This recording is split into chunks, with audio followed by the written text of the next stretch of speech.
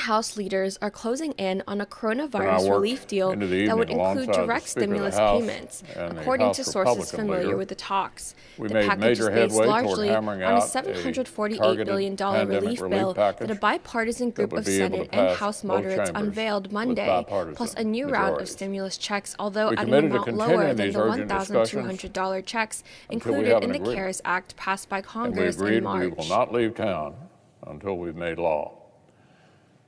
The American people need more help. It's that simple. Further targeted relief is now months overdue. We need vaccine distribution money. We need to re-up the Paycheck Protection Program to save jobs. We need to continue to provide for laid-off Americans. Congressional leaders on both sides are going to keep working until we get this done. It's both my honor and my unhappy duty to offer one more parting tribute to a distinguished senator who will leave us at the end of the 116th Congress. My good friend, the senior senator from Kansas, Pat Roberts, is preparing to close out the longest congressional tenure the Sunflower State has ever seen.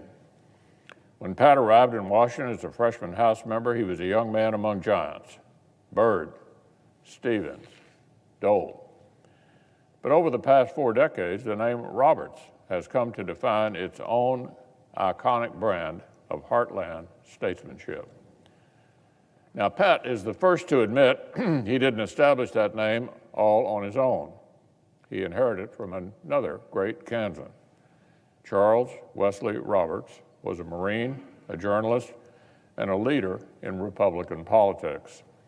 So get ready to experience some deja vu, Mr. President, because at age 16, our future colleague got to attend the 1952 convention that nominated Kansas' own General Eisenhower. And that early taste of politics planted a seed. Pat earned his own Marine Corps commission. In fact, he served with the first contingent to return to Iwo Jima, where his father had fought 15 years earlier. Then he decided to ply another family trade. Like generations of Roberts' men, including an abolitionist newspaperman 3 generations back, he took up journalism. Only then did Pat bring his talents here to Washington to Senator Frank Carlson's office. He impressed.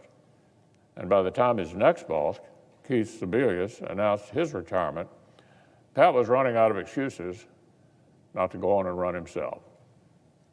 Campaigning in Kansas' Big First District required countless road trips across nearly half the state.